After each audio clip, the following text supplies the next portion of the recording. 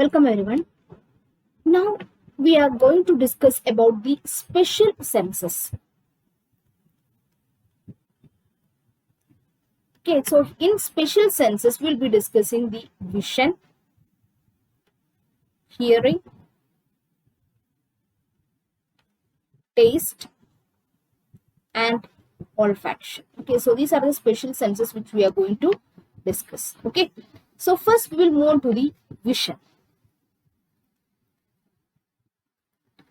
Vision, we know there are three control centers. Okay, three control centers for vision. Okay, which are the three control centers? It includes, the first one is the photoreceptors. Okay, photoreceptors. Then second one is the lateral geniculate body. Okay, lateral geniculate body, which is present in the thalamus. Okay, and third one is the visual cortex. Okay, third one is the visual cortex. So these are the three control centers which is needed for vision. Okay, so we will take each one. Okay, first one is a photoreceptors. Okay, where are these photoreceptors present? Photoreceptors are present in the retina, right? They are present in the retina, which is the innermost covering of the eyeball, right? So we know that the eyeball has three coverings. Okay, eyeball has three coverings. The first covering is the sclera, second is the choroid, and third is the retina. Okay, these three coverings have different roles. Sclera, it is to provide protection, okay, to the eyeball. Then choroid, it is the vascular layer which will brings the nutrients to the eyeball, and retina is the photopigment layer, okay, the pigmentary epithelium layer which has this photoreceptors, okay, which is needed for the vision, right? So if you take the retina has 7 types of cells. Okay, it has 7 types of cell. Out of these 7 types, 6 type will take part in vision. Okay, 6 type of cells will have role in vision, whereas 1 type has no role in vision. Understand? So there are 7 types of cells in retina. Out of that, 6 will play a role in vision and 1 has no role in vision, right? So which are the 6 types of cell? The first one is the photoreceptors. Okay, photoreceptors. We have 2 types of photoreceptor. One is called as the rods and next is the cones. Okay, rods and cones. Okay, rods, we know it is associated with the dim light vision or night vision. Okay, dim light vision or night vision. Whereas the cones, they are associated with the light vision or the color vision. Okay, light vision or the color vision. To take the number, the rods are always more in number than the cones. Okay, so the number of rods is around 100 million, whereas the number of cones, it is around 5 million. And the location, where can you see the abundance of rods or more number of rods are seen in the peripheral retina. Okay, more number of rods are seen in the peripheral retina, whereas more number of cones are seen in the central retina. Okay, central retina has more number of cones. Okay, and where you can see the maximum density of cones, it is seen in the fovea. Okay, fovea is an area where there is no rods but only cones, and that cones is concentrated in fovea. That means the maximum density of the cones are seen at the point called fovea.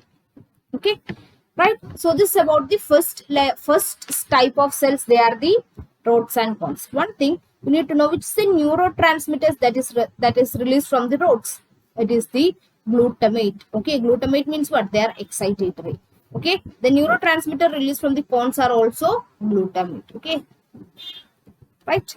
So this is about the first type of cell there, that is the photoreceptors. Now move on to the second type of cells, that is the bipolar cells. Okay, bipolar cells. These are the cells which connects two layers. Okay, the bipolar cells will carry the information. Okay, carry information from rods and cones or the photoreceptors, and they will pass down this information to the ganglion cells. Okay, they will pass down this information to the ganglion cell. Okay, then the third type of cells are the ganglion cells. Ganglion cells are the cells from where the action potential is generated. Okay, the potential generated in the photoreceptors and bipolar cells, they are the local potential. Okay, the action potential is generated in the ganglion cells. Understand? Axons. Okay, the axons of the ganglion cells will join together to form the optic nerve. Okay, so the optic nerve is formed from the ganglion cell layer. Okay. Now coming to the next type of cells, these are the horizontal cells. Okay, horizontal cells. What is their function? They will connect the different photoreceptor cells. Okay, connect photoreceptor cells. Then amacrine cells. They are also connecting cells. They will connect the ganglion cells. Okay, they will connect the ganglion cells. Okay, so these are the cells which helps in the vision. Okay, now you have the retinal glial cell. Okay, retinal glial cell. This is the seventh type of cell which has no role in vision, and it is a supporting cell. Okay, supporting cell. Okay, so this is about the cells of the retina. Now coming to the layers of retina. There are 10 layers of retina. Okay, 10 layers. Okay, so this is the outermost layer. Okay, outermost layer, and this is the innermost layer. So I'll just list down the layers. The outermost layer is the retinal pigment epithelium.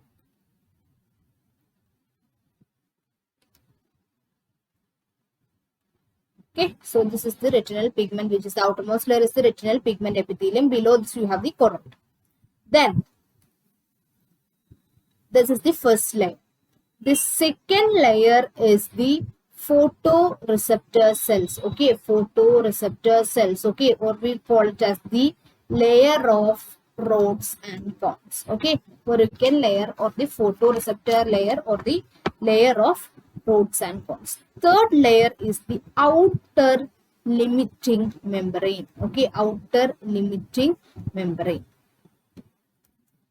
Fourth, outer nuclear layer. Okay, nuclear layer. And this layer contains the nucleus of rods and cones. Okay, for the photoreceptor cells. Then fifth layer is the outer plexiform layer. Okay, outer plexiform layer. Okay, and this layer is the, or this layer represents the synapse between the photoreceptor cells and the bipolar cells. Okay, so in this layer you can see the synapse between the photoreceptor cells as well as the bipolar cell. Okay, then sixth layer is the inner nuclear layer. We can see the nucleus of bipolar cells. Okay, then seventh layer is the inner plexiform layer.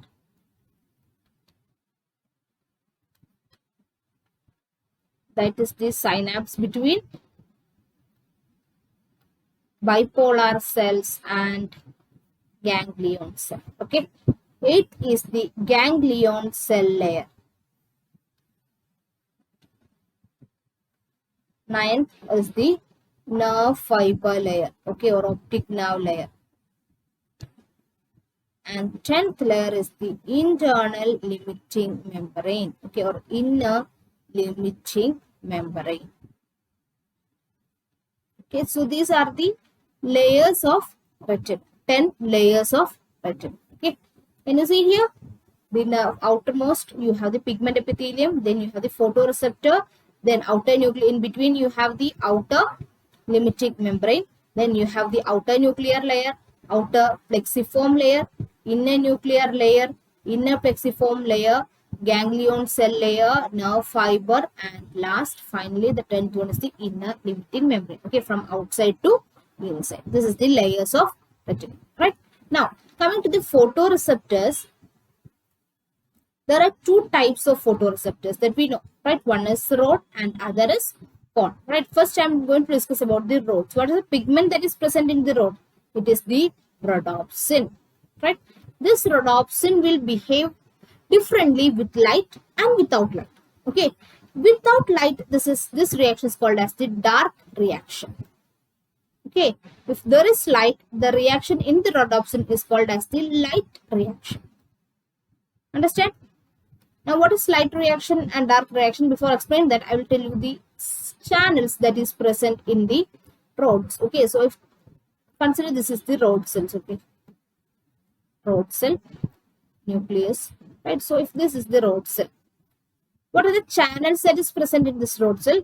You have a calcium channel, you have a sodium potassium ATPase, then you have a sodium leaky channel, and you have a potassium channel. So this is the 4 channels, right? In resting state, okay, or in the dark state, okay, in dark, what happens? There will be increase in the cyclic GMP. Okay, cyclic GMP is higher in the dark state, and this, due to this cyclic increase in cyclic GMP, this sodium leaky channel, okay, the sodium leaky channel is always open, right? Sodium leaky channels is always open. This will causes inflow of sodium, right? Sodium influx, right? So this sodium influx will lead to what? It will increase the potential inside the cell, resulting in depolarization. Understand? So in dark state, the rods are in depolarized state. Understand? Now, coming to the light. In light, we have the rhodopsin. So when the light will falls on the rhodopsin will dissociate into opsin and all trans retinal. Okay, all trans retinal, right? This all trans retinal will activate GPCR, G protein coupled receptor, right? This will in turn activates transducin. Okay, this transducin will activate the enzyme phosphodiesterase. Okay, activate the enzyme phosphodiesterase, and we know the phosphodiesterase will convert cyclic GMP to what? 5-GMP. Okay, will convert cyclic GMP to 5-GMP, right? And this will reduce the amount of cyclic GMP. This conversion will reduce the amount of cyclic GMP, right? So when the cyclic GMP is reduced, what happens? The sodium channels close, right? The sodium channels close, and this will causes hyperpolarization of rods. Okay, hyperpolarization. Okay, this hyperpolarization will generate a local potential, and that local potential is transferred to the bipolar neurons and then to the ganglion cells. Understand? So this is the light, right? In case of, so the difference between dark reaction and light reaction. It is a compound that is present in dark reaction. It is cis-retinal, 11-cis-retinal. Okay, and in light reaction you have all trans-retinal. Right? So now the rods are in which state? They are in depolarized state in case of dark reaction, and the rods are in hyperpolarized state in case of light reaction. Understand? So this is the difference between light reaction and dark reaction. Okay. Now, next, how we know that in light the rhodopsin is converted to all trans retinal. Now, how you will get back this rhodopsin? How this rhodopsin is replaced? This is replaced by the Wald's visual cycle. Okay, Wald's visual cycle. What is this Wald's visual cycle? It is the conversion of rhodopsin or the restoration of rhodopsin, right? So this occurs in two sites. Okay, this cycle occurs in two sites. First site is the retinal epithelium, and the second site is the liver. Okay, so the first site where this conversion occurs is in the retinal epithelium, and the second site is the liver. Now we'll see what happened, right? So when the light falls on the rhodopsin is converted to what? It is converted to all trans retinal. So in the retinal epithelium, you have something called as the retinal isomerase. Okay, retinal isomerase. So this retinal isomerase will convert all trans retinal to, it will convert all trans retinal to 11 cis retinal. Okay, this 11 cis retinal is again converted back into rhodopsin, which is occurring where? In the retinal epithelium, right? If you take the liver, this all trans retinal it is converted into all trans retinol with the help of which enzyme? Alcohol dehydrogenase. Okay, so the alcohol dehydrogenase will convert all trans retinal into all trans retinol. This all trans retinol is converted into 11 cis retinol by the retinal isomerase. Okay, retinal isomerase. Right? This 11 cis retinal is converted back to all trans retinal by alcohol dehydrogenase. Okay, this not all trans retinal, it's converted into 11 cis retinal. It is converted into 11 cis retinal. 11 cis retinal. Right, the 11 cis retinal is taken back to produce rhodopsin, and where this occurs? It occurs in the liver. Right, so there are two sites where the conversion of the all trans retinal to rhodopsin occurs. One is in the retina and next is in the liver. Okay, so this is about the Wald's visual cycle. Right, now I will tell you about the cones. Right, so we have completed the rods. Now we are moving on to the cones. Right, in cones there are actually, in the retina there are three types of cones. Okay, three types of cones. But why? Because each cone will be absorbed or each cone will be reacting to a certain light. Right, so depending upon the on the wavelength of the light to the cones, they respond. Okay, the cones are divided into three types. The first one is the S cone, which is known as the short wavelength cone. From the name itself, it will respond to short wavelength, right? Short wavelength means 420 to around 460 nanometer wavelength. Okay, that means it represents what? It represents blue color. Okay, it represents the S cone will represent blue color. Then you have the M cone or the medium cone. Okay, it will respond to around 530 to 560 nanometer wavelength. Okay, 530 to 560 nanometer wavelength. Okay, and this cone will be responsible for green color.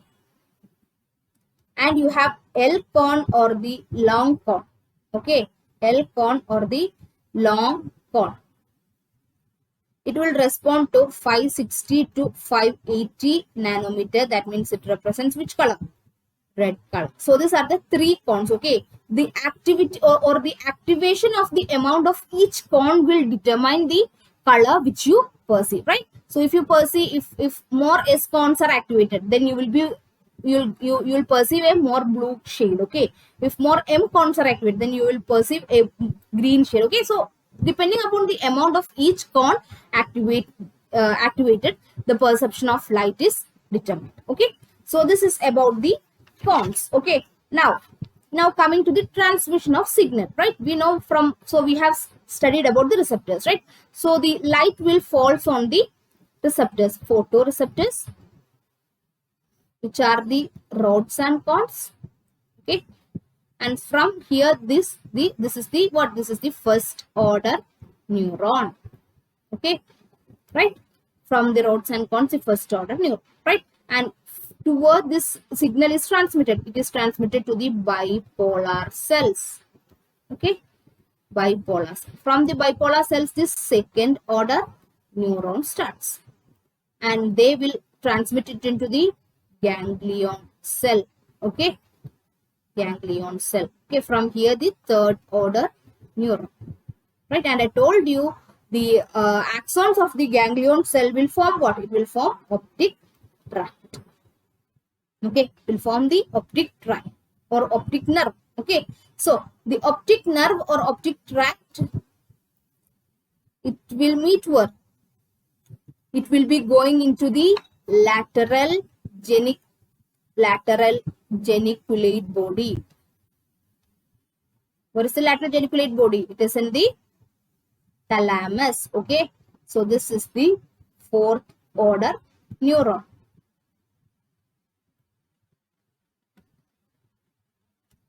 Then lateral geniculate body to the not sensor, it is visual cortex. Lateral geniculate body to the visual cortex. So in the visual cortex, you have the fifth order neuron. So this is the pathway by which the impulse of the vision travels. Okay. Now we'll move on to the, so we have finished about the photoreceptors. Now we'll discuss about the lateral geniculate body. We know that this is situated where? In the thalamus. Okay. So this lateral geniculate body, it has 6 layers. Okay. The first 2 layers, 1 and 2, it will forms the magnocellular pathway. Okay, magnocellular pathway. And this magnocellular pathway is associated with eyeball movements. Okay, eyeball movements. The layers 3, 4, 5 and 6, it will form the parvocellular pathway. Okay, it will forms the parvocellular pathway, and this parvocellular pathway is responsible for color vision.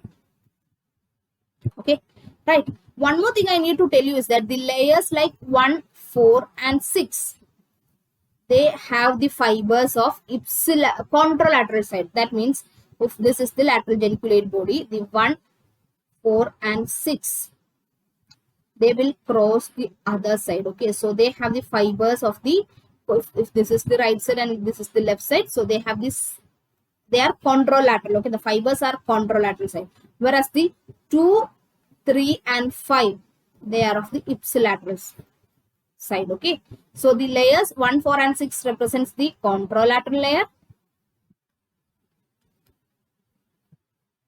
The layers 2, 3 and 5 represents the ipsilateral layer. Understand? This is about the lateral geniculate body. Now moving on to the visual cortex. Where is this visual cortex located? It is in the occipital lobe. In the occipital lobe. Right? Then, at which is the Brodmann's area?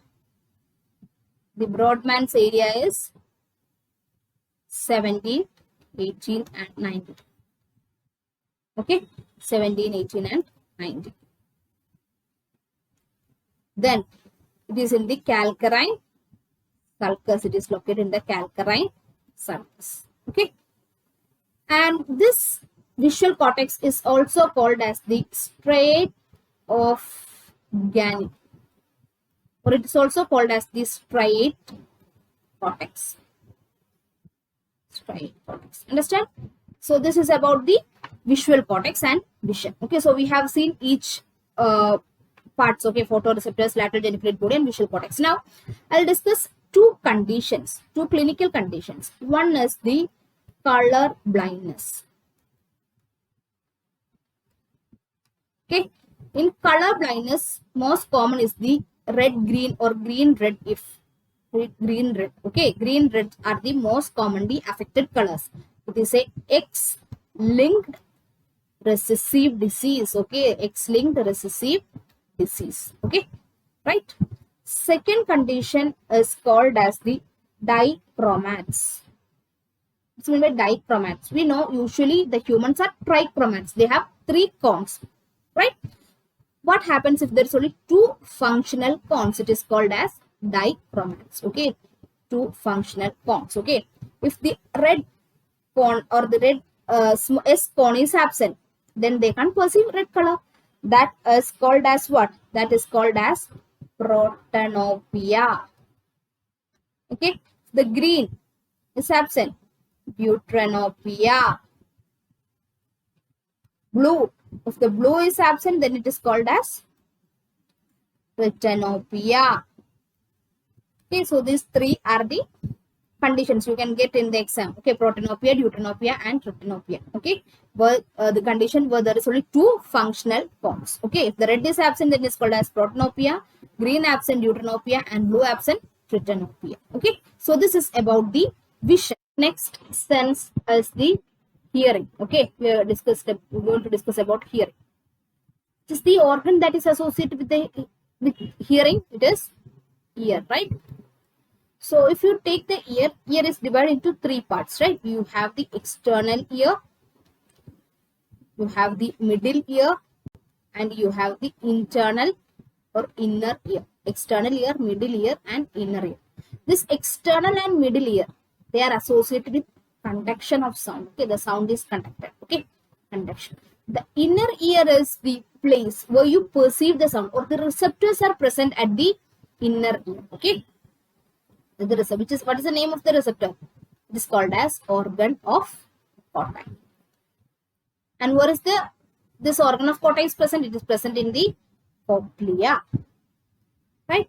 So the inner ear has 3 parts. Okay, 3 semicircular canals, utricle and saccule, and the cochlea. Okay, so these are the parts of the inner. Out of this, the semicircular canal and the utricle and saccule, they are associated with what?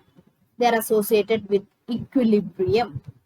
Okay, and the cochlear part is associated with ear. Okay, so all these parts, the semicircular canals, utricle and saccules, the cochlea, they have hair cells. Okay, hair cells. Okay, so total there are 6 pair of hair cells in the ear. Okay, in the inner ear. Each semicircular canal, okay, that means 3 semicircular canal will have 3 pairs. Each will have 1 pair. Okay, so 3 semicircular canal will have 3 pair. Then utricle has 1 pair, saccule has 1 pair, and cochlea has 1 pair. Okay, so total there are 6 pairs of hair cells, right? The pairs include what? There are 4. Each pair will contain inner hair cells and outer hair cells. Okay. Okay. Each hair cell or each pair will have inner hair cell and outer hair cell. Inner hair cell will be 1 and outer hair cell is 3. Okay. So 1 inner hair cell and 3 outer hair cell. Okay. So each pair will have 1 inner hair cell and 3 outer hair cell. Okay, so now we are moving on to this is the hair cells in cochlea or organ of Corti. Okay, can you see here 1 inner hair cell and 3 outer hair cells, right? So this inner hair cell or outer, both hair cells will have cilia attached to their top, and these are called as the stereocilia. Okay, it is called as the stereocilia, right? And one hair cell will be tall. The tallmost hair cell is called as the kinocilia. Okay, the tallmost hair cell is called as the kinocilia. Okay, all other hair cells are smaller than the kinocilia. Okay, that means the hair cells are arranged in the descending order of their heights. Okay, descending order of their heights. Okay, and the hair cells are attached to the tectoral membrane. Okay, hair cells are attached to the tectoral membrane. Right now, how the action potential is produced? When the sound that travels from the external ear, middle ear reaches the inner ear, before that, you need to know the inner ear or the cochlea. The cochlea is divided into 3 chambers. Okay, it is divided into 3 chambers with the help of 2 membranes. Okay, it is divided into 3 chambers with the help of 2 membranes. Okay, the first one is called as the Treisner's membrane, and the second one is called as the basilar membrane. Okay, in the basilar membrane, the organ of Corti present. Can you see in the last slide? Right, this is the basilar membrane. Okay, so in the basilar membrane, the hair cells or the organ of Corti are located. Right, so this is the cochlea is divided into 3 chambers. The first chamber is called as the scala vestibuli. The second chamber is called as scala medii, and the third chamber scala tympani. Okay, so this scala vestibuli and scala tympani, it is filled with a fluid called as perilymph. Okay, perilymph. And the scala medii is filled with a fluid called as endolymph. Understand? Perilymph and endolymph. What is specialty? The perilymph, it is similar to the extracellular fluid. That is, it has high concentration of sodium. Whereas the endolymph, it is similar to intracellular fluid. That means it has high concentration of potassium. So you can see that the hair cells are bathed in the endolymph. Right? Now, what happens when the sound comes? Okay, sound comes and reaches the endolymph. This hair cells, okay, this is the kinocele. All the hair cells will bend towards the kinocele. Okay, and this will causes the stretching in the or shearing force in the tectoral membrane. Okay, in the tectoral membrane. So a shearing force is present or is exerted on the tectoral membrane. Right, this is called as the mechanosensitive transduction. Right, so when this shearing force is exerted on the tectoral membrane, the hair cells has mechanosensitive channels. Okay, mechanosensitive channels. These mechanosensitive channels are open. Which are the channels? It is the potassium channels as well as the calcium channels. Right, so the potassium channels and calcium channels will open, and there will be inflow of potassium. Why inflow of potassium? Because it is in the endolymph. Endolymph has more amount of potassium. Right, so inflow of potassium occurs. This will causes depolarization. Understand what is happening? Right, so the potassium current is responsible for depolarization. Right, so can you measure this potassium current? Right, the potassium current that measure in the outer hair cells, they are called as the photoacoustic emission,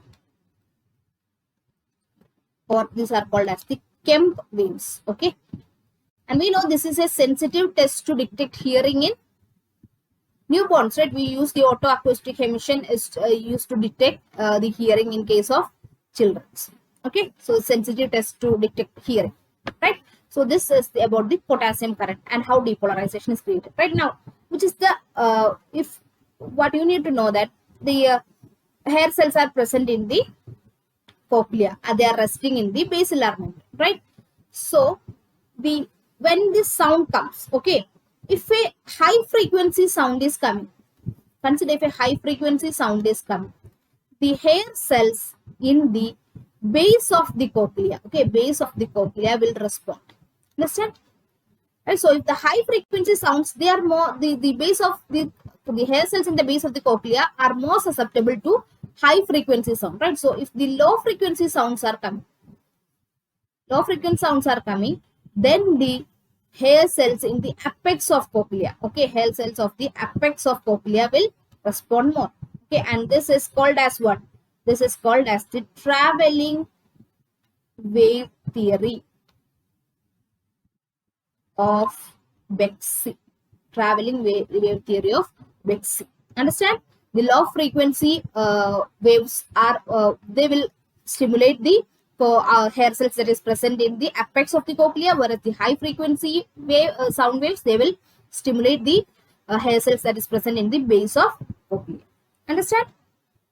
Now, from the auditory pathway, from the hair cells, what arise? The auditory nerve arise. Okay, auditory nerve. Which part of the auditory?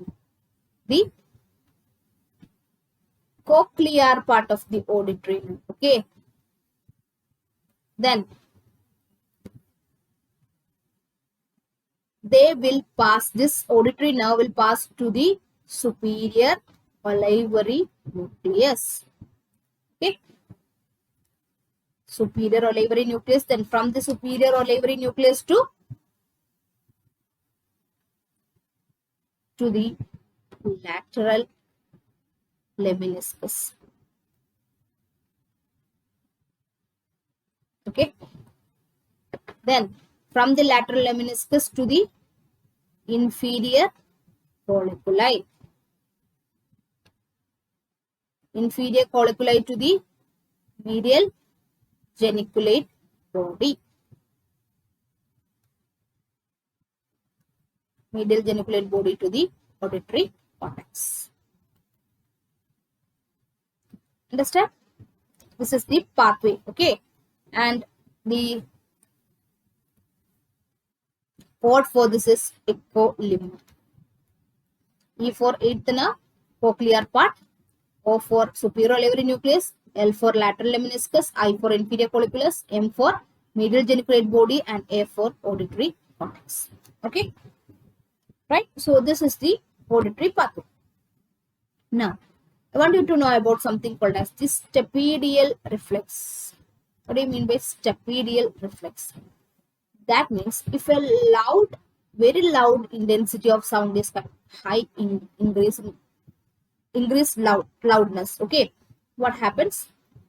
The tensor tympani muscle and the stapedius muscle, both will contract.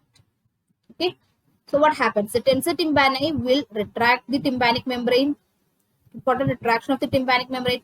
The stapedial muscles will they will detach the stapes from the oval window. Right. So these two muscles will protect the tympanic membrane as well as the inner ear from loud voices. Okay, that is the stapedial reflex. Okay, so when the stapedius muscles contract, the ossicular chains, they will stiffen so that the stape process will be displaced from the oval window. Similarly, tensor tympani contraction will causes the retraction of the tympanic membrane. Right. So even though the loud voice, the loudness of the intensity of the voice is higher, we will only perceive a low voice. Okay, this is to protect the ear from loudness. Okay, that is called as stapedial reflex. Okay, pathway of stapedial reflex is the efferent neuron is the cranial nerve 8. Okay, and it will reaches the superior olivary nucleus. From there, the afferent neuron starts. What is afferent neuron? It is cranial nerve 7 for the facial nerve. Right. So if there is a lesion in the facial nerve, lesion of cranial nerve 7, what will lead to?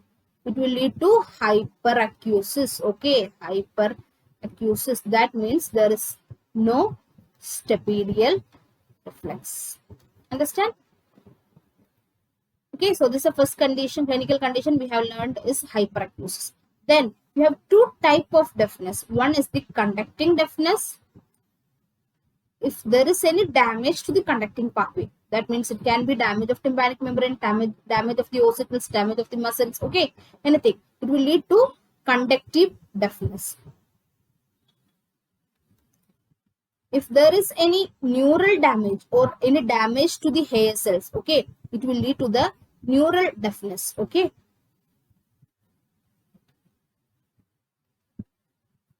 Called as the neural deafness. Okay, we have various tests to detect contact deafness and neural deafness. Okay, right. So this is about the hearing.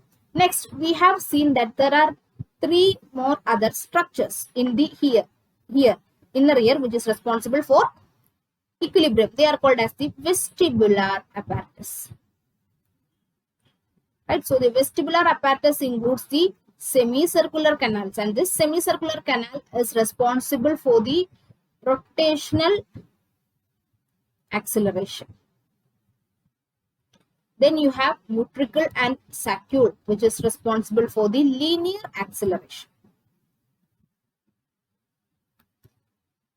Okay, right.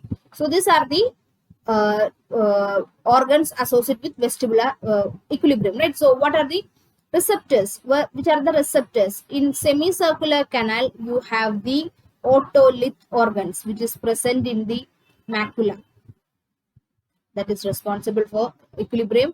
And in the utricle and saccule, in utricle and saccule, you have the otolith organs. Okay, the otolith organ or the macula, it is present in the utricle and saccule.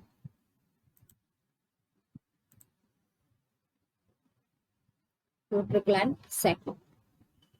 In the semicircular canal, you have the crista ambularis. Okay, it has cupula, which is responsible for equilibrium.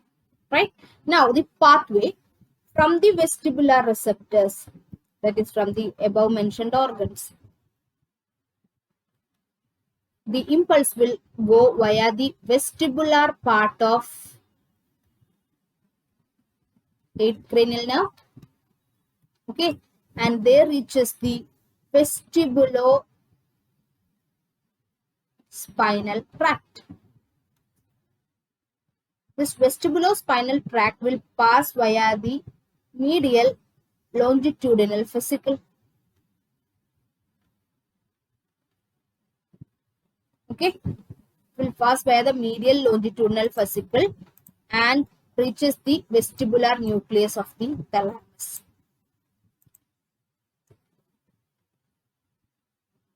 And reaches what? Reaches the vestibular nucleus of thalamus. From there, it will move not in the thalamus. It is present in the pons and medulla. Vestibular nucleus, which is present in the pons and medulla. Okay, right. From there, it is passed on to the flocculonodular lobe. Flocculonodular lobe of cerebellum. Okay, so this is the pathway for equilibrium. Okay, coming to olfaction. The olfactory receptors, they are bipolar neurons, okay, or bipolar cells. Right? The one cell process is present at the roof of the nose. Okay. The other end is in the brain. Right? So this, from the roof of the nose, the receptor end is present at the roof of the nose. It forms the olfactory nerve. Right? Olfactory nerve. This olfactory nerve will pierce the cribriform plate and enters the brain, right, where it forms the olfactory bulb. Okay, olfactory bulb. Okay, and it has two terminations. One is in the thalamus and next is in the limbic cortex. In the thalamus at the dorsomedian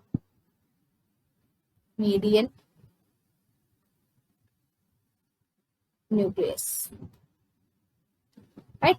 From the thalamus in the dorsomedian nucleus, it goes to the olfactory cortex, which is in the orbitofrontal region. Okay, and there it helps in discriminating the smell. smell. Okay. Right. The limbic cortex, it can goes into two areas. One is the amygdala,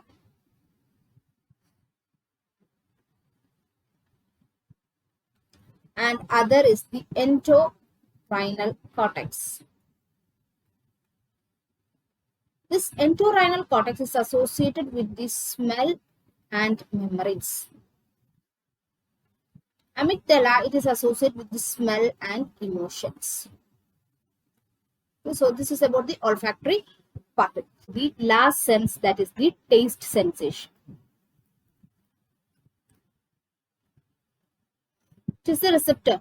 The receptor for taste sensation is taste buds, right? And where you can see this taste buds, these taste buds are present in the papillae, right? And where these papillae are present, they are present on the surface of tongue.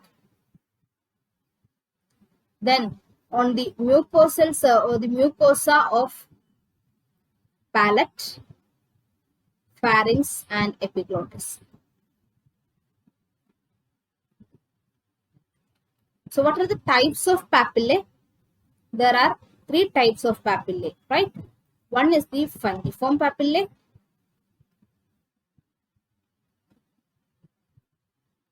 Then you have the circumvallate papillae. And you have the foliate papillae. Right? Then coming to the nerve supply of tongue. The taste senses are taken up by the afferent nerves, right? So if you take the afferent nerves, each part of the tongue is the sensation from each part of the tongue is carried by different nerves, right? So the anterior two-third, the sensation from the anterior two-third is carried by the chorda tympani. It's a part of facial nerve, okay, branch of facial nerve. Posterior one-third, it is taken by the lingual nerve, which is a branch of glossopharyngeal nerve. And the posterior most, or the root, it is taken by the vagus nerve, right? So these three will goes and rely on the nucleus tractus solitarius, right? So from there, they are taken up or they move ipsilaterally along the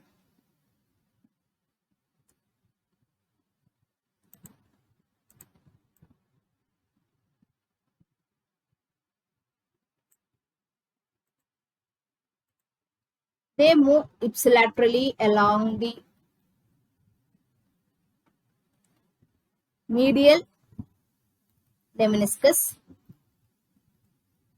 right? And they goes and relay at the ventro-postromedian nucleus of thalamus, okay?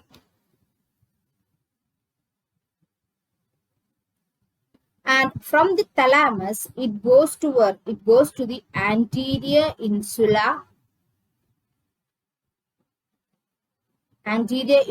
of the cerebral cortex and to the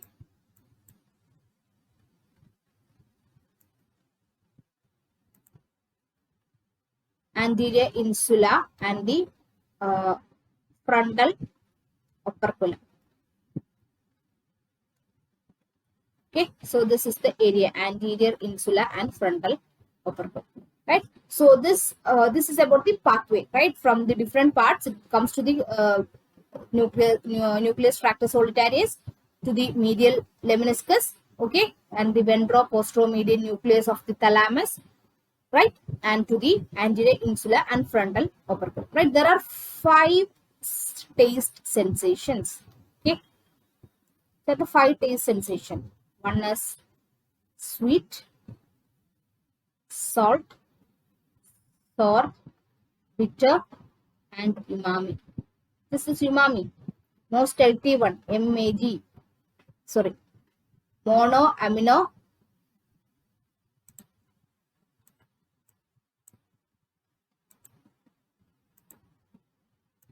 umami, monosodium glutamate.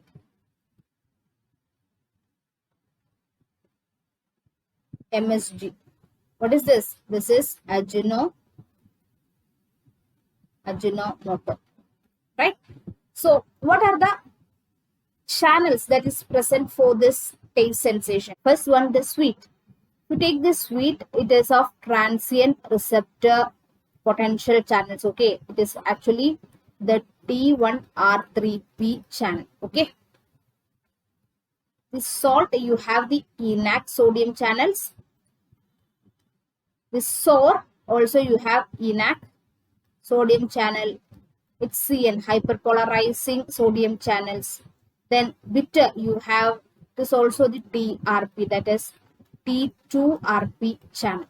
Okay, so these are the channels that are associated with the taste sensation, right? So with this, we have completed the sensation part, the special senses. Okay, now we will move on to the motor system. Okay, coming to the motor system.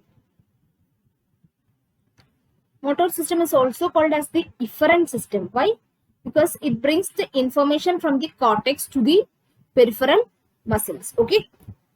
So from where these informations are collected? These informations are collected, or the signals are collected. We will call it as signals. Signals are collected from the motor area. Motor area, which corresponds to the Brodmann area 4. Okay, then from the premotor area and from the supplementary motor area. Both of these will correspond to Brodmann number 6. Okay, Brodmann area number 6. Okay, so this is the area from where the signals are connected. Okay, so what are these? From which type of signals are which types of signals are represented by each area? If you take the motor area will give the final information about the final movement, or it is associated with the execution of the movements. Okay, then coming to the premotor area, it is initiation. Okay, initiation of the movements. Information regarding the initiation of movement is from the premotor area, or idea of the movement is from premotor area. And the supplementary motor area, they are associated with the bimanual coordination. Okay, bimanual coordination.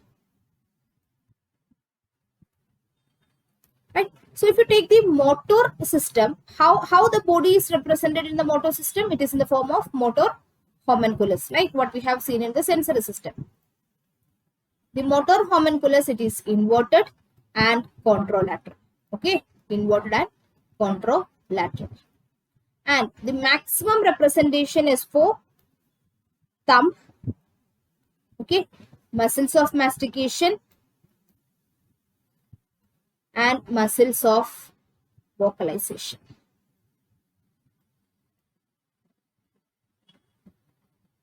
Okay, right. Now coming to the organization, how this is organized. The first signal, the first impulse 1, it comes from the motor cortex. Okay, motor cortex. It is come from the premotor area. Okay, the initiation of the thought. First impulse is the initiation of the thought. It comes from the premotor area. Right? So there is initiation of the action. Okay. Then second impulse, or the impulse 2, it is from the basal ganglia. Okay, basal ganglia. Here what you do is, you will discard all the unnecessary actions and you will take only the appropriate action. Okay, here the spontaneity of the action, the purpose of the movements, everything is decided in the basal ganglia. Right? So that means the abstract what you have in the what you got from the premotor area, you have made it into a proper, right? The action has a proper definition, right? You have defined the action with the help of the impulse from the basal ganglia, right? Now you have the impulse 3. Impulse 3 is from the cerebellum, right? The cerebellum will tell you how to coordinate the muscle contraction or the sequencing of the muscle contraction that is occurring from the impulse from the cerebellum. And the impulse 4, it is from the motor cortex, right? I told you this is about the execution of action. The execution of action is from the motor cortex, right? So all these impulse will together pass down to the spinal cord. Okay, it will be passed down to the spinal cord in the form of what? In the form of cortico-spinal tract. Okay, right? So how this forms, right? The impulses that is coming before that, this cortico-spinal tract, which all are the fibers which will contribute?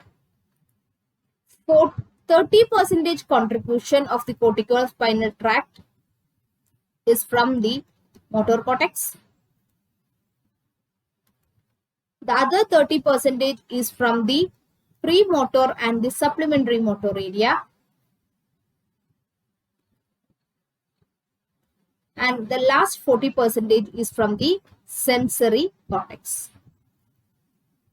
Okay, so these fibers, okay, 30% fibers from the motor cortex, 30% fibers from the premotor and supplementary motor, and 40% from the sensory cortex. Okay, they will join, these are called as the corona radiata. Okay, they will join together as a bundle. Okay, bundle. Fibers from these radiations, okay, they are called as what? They are called as corona radiata. Okay. So they will form say bundle. Can you see here? They form say bundle.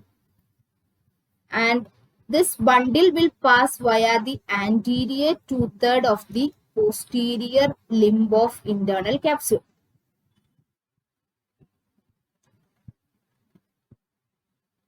Right? From the internal capsule, it moves down to the pons and to the medulla. Okay. It passes via the medullary pyramid.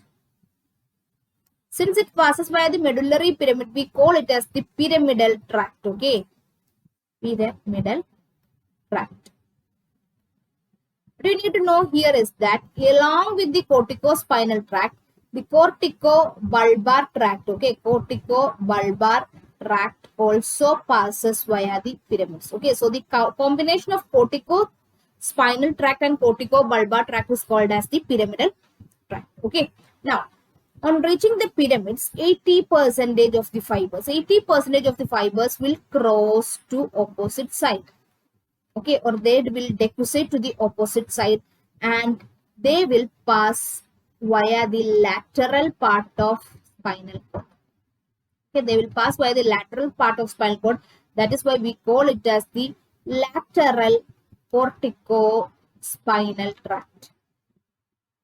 Okay, lateral corticospinal tract. Okay, whereas the other 10%, they will not cross. Okay, they will not cross down. Instead, they will not cross down at the medulla. Okay, they will pass down via the anterior part of the spinal cord. Okay, and we will call it as the anterior corticospinal tract. Okay, and at the level of the at the mid-thoracic level, okay, mid-thoracic level, they will cross. Okay, crossover occurs at the mid-thoracic level. Okay, so you have a lateral corticospinal tract and the anterior corticospinal tract. Okay, going back to the medullary pyramid, we know it is called as pyramidal tract. Why? Because it passes via the medullary pyramid to the corticospinal tract and the corticobulbar tract. Okay, there are some other tracts from the cortex is passing down to the spinal cord, but not via the medullary pyramids. Okay, some other tracts are also there which will pass down from the brainstem to the spinal cord. Okay, and these tracts are called as the extrapyramidal tracts. Okay, extrapyramidal tract. Okay, this tract doesn't pass via the medullary pyramid. Okay, instead it will pass from the cortex to the cortex to the spinal cord. Okay, they are called as the extrapyramidal tract. Which are the extrapyramidal tracts? First is the vestibulospinal tract. Vestibulospinal tract is associated with the control of posture. Okay, control of posture and equilibrium. Okay, the second one is the reticulospinal tract. Okay, reticulospinal tract. Here, this reticulospinal tract has two parts. One is the pontine reticulospinal tract, and other is the medullary reticulospinal tract. This pontine reticulospinal tract is excitatory, and the medullary reticulospinal tract is inhibitory. Okay, they are associated with this reticulospinal tract are associated with the control of muscle trunk, the trunk muscles. Okay, and locomotion. They associated with locomotion, control of the movements of the muscle trunk and locomotion. Okay, the third one is the tectospinal tract.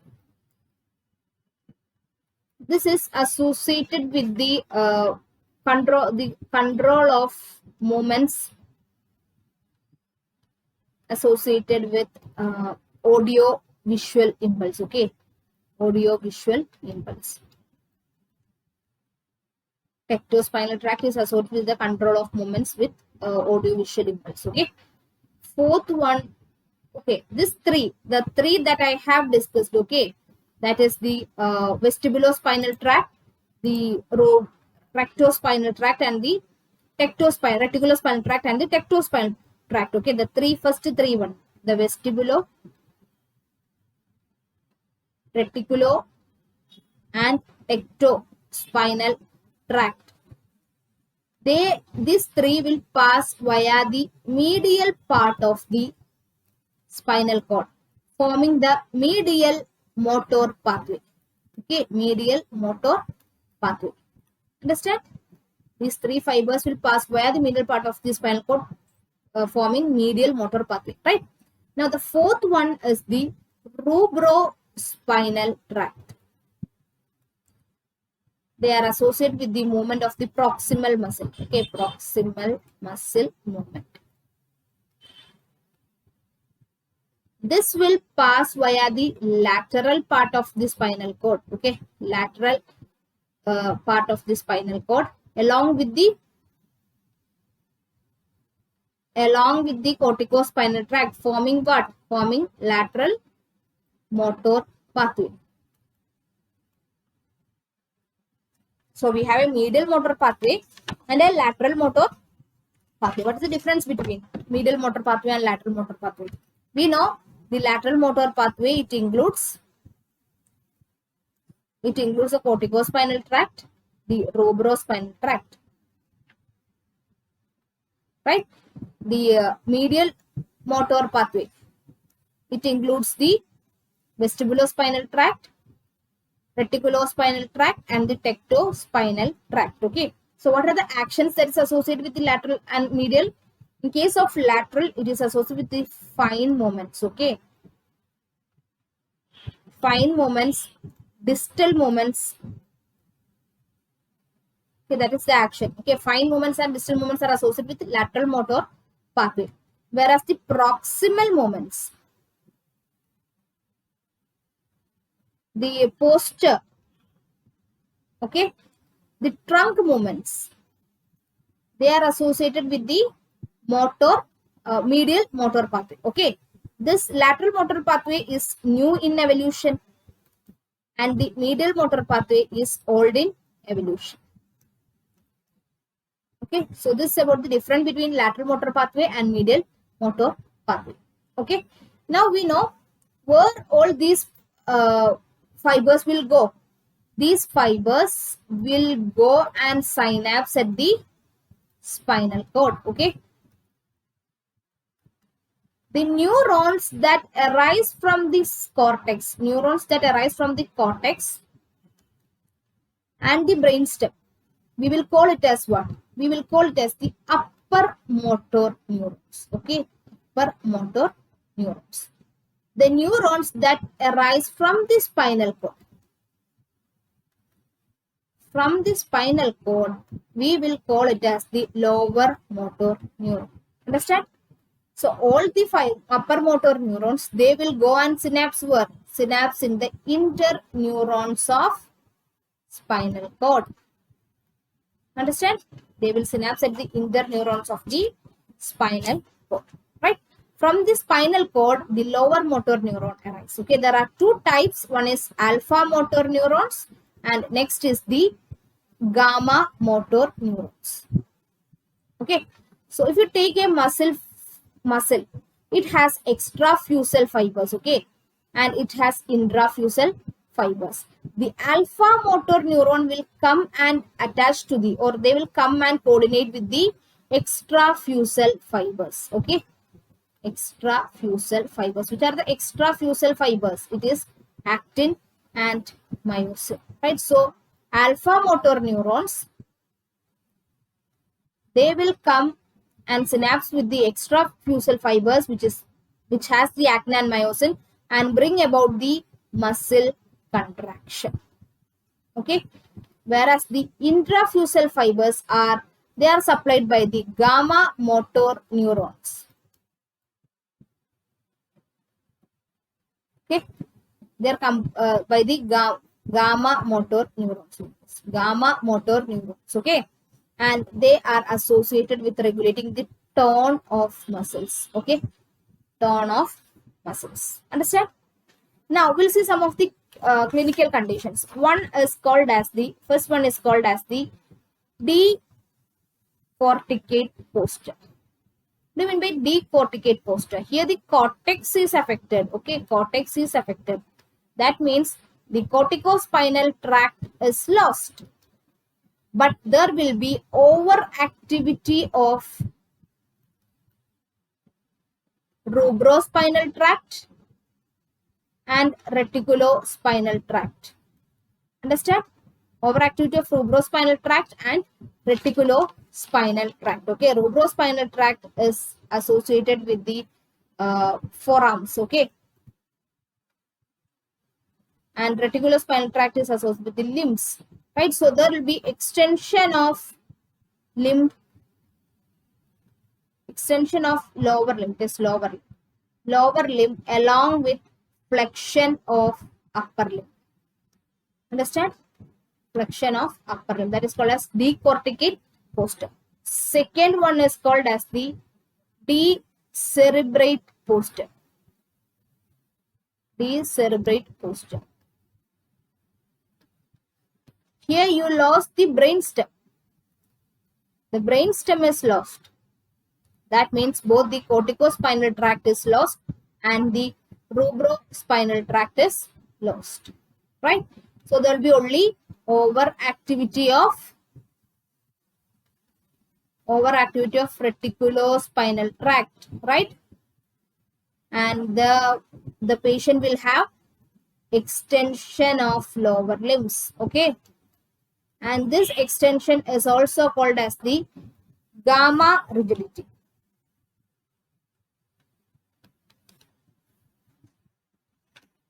Gamma rigidity. Understand? Now coming to the third and the last condition, that is decerebellate rigidity. Okay, decerebellate rigidity. Here the anterior surface of cerebellum is lost.